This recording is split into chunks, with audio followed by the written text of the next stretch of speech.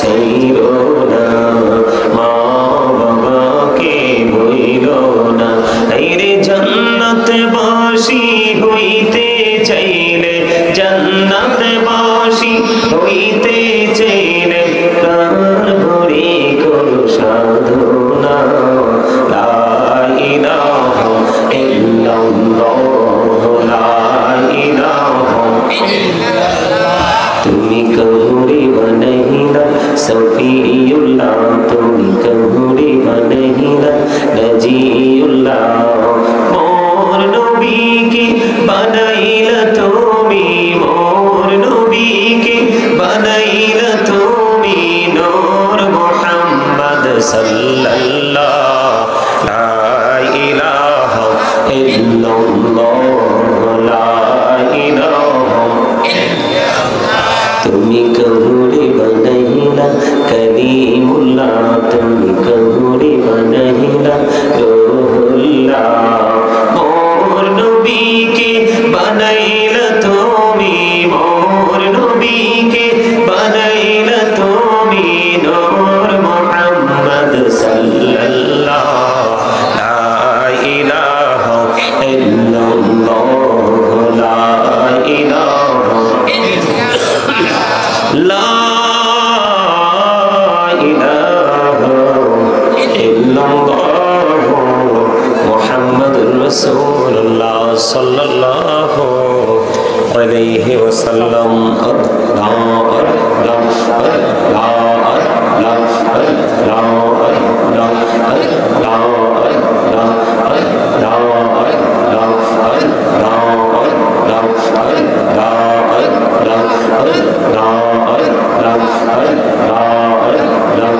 হুকুম করে নাও গো দয়া, করিও না পর, তোমার প্রেমের আলোয় ভরে, তোমার প্রেমের আলোয় ভরে দাও গো মনের ঘর।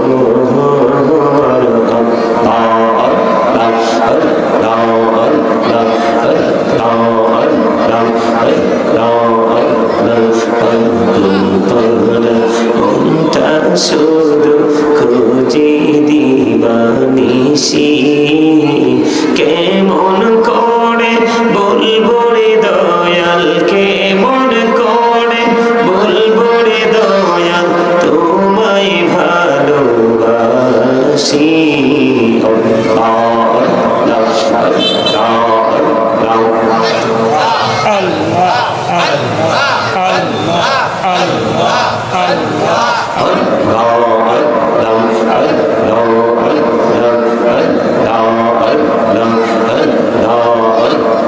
পৃথিবী বড়ই নিঠুর, নেই তো ভালোবাসা, আওয়ালকেরে পাবো গো তোমায়, এই তো মনে আশা।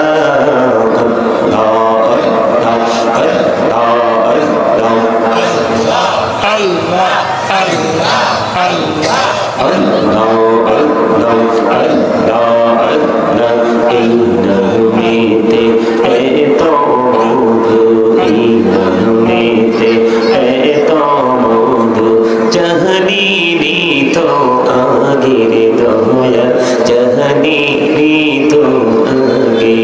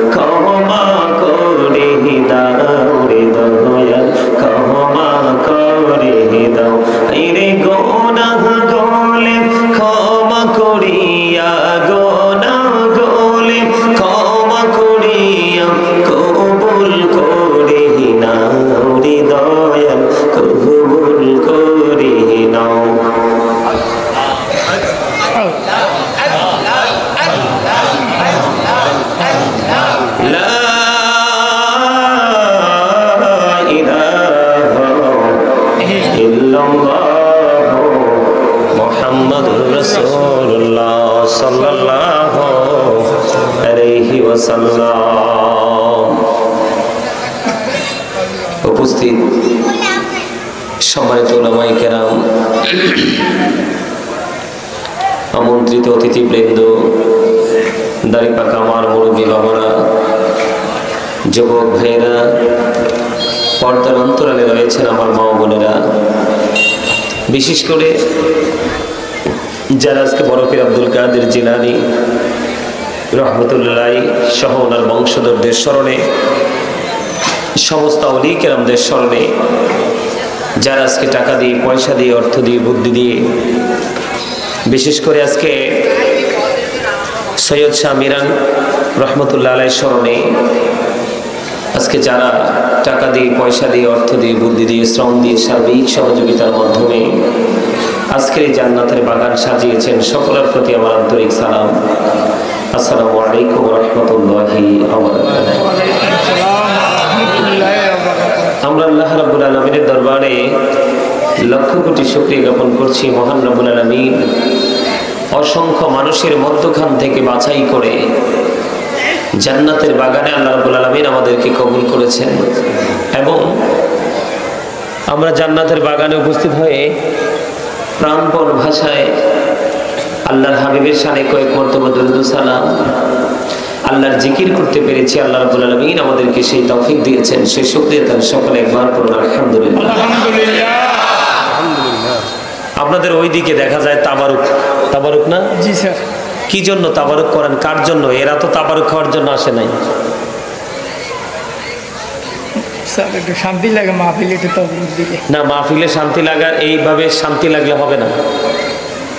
যেই মানুষগুলো এই পবিত্র বাগানকে ভালোবাসবে না, পছন্দ করবে না, এই মানুষগুলোর জন্য আবার শেষ সময়ে আপনি এত পরিশ্রম করে খাবারের ব্যবস্থা করবেন, এটা আমার কাছে মোটেও সুন্দর মনে হয় না। আপনাদের কাছে কি মনে হয়? এখানে যে মানুষগুলো আসছে, একটা মানুষও তাবারুকের জন্য আসে না। জিজ্ঞেস করেন ওদেরকে। এরা সত্যিকারের আলোচনা শুনতে এসছে এখানে, আল্লাহ রাসূলের মহব্বতে, আল্লাহর ওলিদের মহব্বতে তারা এখানে আলোচনা শুনতে আসছে। আর যারা খেতে আসবে তারা পরে এসে আপনাদেরকে ডিস্টার্ব করবে। আমি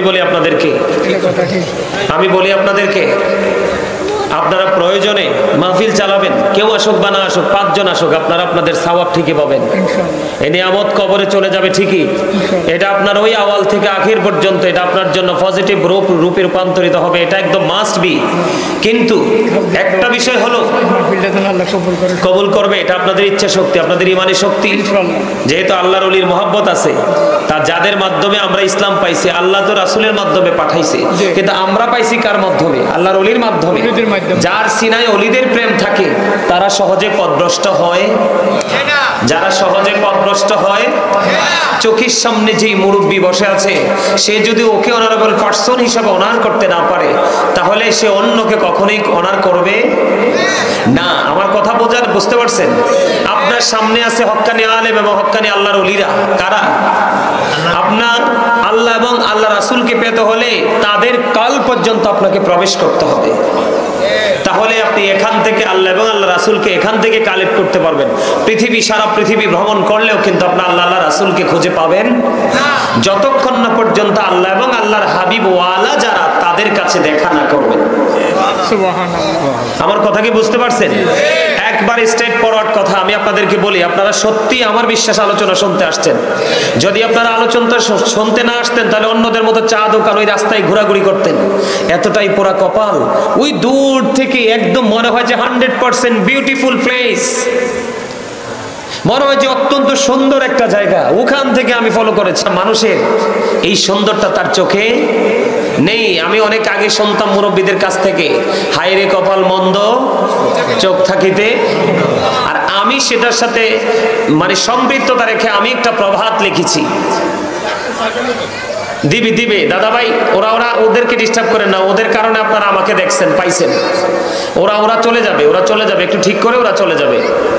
আমার দিকে তাকান, আল্লাহ রাব্বুল আলামিন এদিকে তাকান। আমার কাছে মনে হয় এখানকার মানুষ নিজের উপর নিজে ক্রমাগত ভাবে আপনার কি করতেছে? নিজের উপর নিজে জুলুম করতেছে, অত্যাচার করতেছে। আমার কথা আপনারা মন দিয়ে শুনবেন। আমি একটা প্রবাদ লিখেছি, কি লাভ হবে আমি অন্যজনকে দোষে, সব পেয়েছি আমি আমার আপন কর্ম দোষে। আপনি আমি হাজার চেষ্টা করলেও কিন্তু আপনি অন্যর উপরে কিন্তু আপনার যে ক্লেম, আপনার যেই অভিযোগটা আপনি অন্যের উপরে দিতে পারবেন না। কেন পারবেন না জানেন? আল্লাহ রাব্বুল আলামিন বিষয়টাকে একবার স্পষ্ট করে তিনি ইনশিওর করেছেন। তিনি বলেছেন, ইন্নাল্লাহা লা ইয়াযলিমুন নাসা শাইয়্যান ওয়ালাকিন্নান নাসা আনফুসাহুম ইয়াযলিমুন। আল্লাহ রাব্বুল আলামিন বলেছেন, আল্লাহ doesn't wrong his slave, we are the ones who do wrong। আল্লাহ রাব্বুল আলামিন বলেছে, আল্লাহ আল্লাহর বান্দার উপর অত্যাচার করে না, বান্দা নিজেই নিজের উপর অত্যাচার করে। আজকের এই জান্নাতের বাগান পাওয়ার পরেও যেই ব্যক্তি বাগানে আসতে পারলো না, 100% সে তার নিজের উপর নিজে অত্যাচার করে। আপনি বুঝেন নাই? আমি আপনাকে বলি, একটু ক্লিয়ারলি আমি আপনাদেরকে বলি, যে ক্লাস ফাঁকি দিবে সে শিক্ষা থেকে বিরত থাকবে, দূরে থাকবে, শিক্ষাকে ফাঁকি দিবে। যে তার অর্জনকে ফাঁকি দিবে সে কখনোই কিন্তু আলোর মুখ কথা বলে না। কখনো কি আলোর মুখ দেখা যায়? আপনার বিবেক ছাড়া কি কখনোই আপনি আপনার ফিউচারকে, আপনার ফ্যামিলির ফিউচারকে, আপনার যে এলাকা, আপনার যে বাড়ি, আপনার যে গ্রাম, আপনার যে প্রতিবেশী, তাদের ভবিষ্যৎকে কি আপনি আলোকিত করতে পারবেন? পারতে হলে কি করতে হবে? বিবেক লাগবে। বিবেক হচ্ছে আল্লাহর দেওয়া এক নূর। বিবেক হচ্ছে আল্লাহর দেওয়া কি নূর। নূর হলো আরবি শব্দ, বাংলাতে এটাকে বলা হয় আলো, ইংলিশে এটাকে বলা হয় লাইট। আপনি বলেন এখনকার সমাজের মানুষ কি বেশি আলোকিত না অন্ধকারাচ্ছন্ন? অন্ধকারাচ্ছন্ন। কেন জানেন? অন্ধকারাচ্ছন্ন হওয়ার কারণ হলো আল্লাহর মনোনীত ধর্ম হলো ইসলাম ধর্ম। ইন্নাদ দীনা ইনদাল্লাহিল ইসলাম। আমি আপনাদেরকে একটা কথা বলি, আপনারা যেহেতু আলোচনা শুনতে আসছেন, আপনাদেরকে বিনীতভাবে অনুরোধ করছি, সামনের চেয়ারগুলো ফিল আপ করে দেন। আসেন সামনে এসে বসেন, যার যার ইচ্ছে মতো। বাচ্চাদেরকে আপনাদের গেফে গেফে বসান। যার সামনে চেয়ার খালি আছে সামনে চলে আসেন, পিছনটা খালি থাকা কোনো সমস্যা নাই। আর যেই বাচ্চাটা কথা বলে, এই বাচ্চাটার দায়িত্ব নিজে থেকে একজনে নিয়ে নেবেন। আপনি সবাই সামনের দিকে আসেন, কারণ আমি দেখছি এটা মনে হয় যে শুটিং স্পট। আমার কাছে আফসোস লাগলো দেখে, আমার কাছে মনে হয় যে উনি শুটিং করতে আসছে। তা আপনার সামনে পাশে যখন চেয়ারটা খালি থাকবে না, উনি এসে বসতেও পারবে না, মন চাইলে আবার আপনার সামনে দিয়ে উঠে যেতেও পারবে না।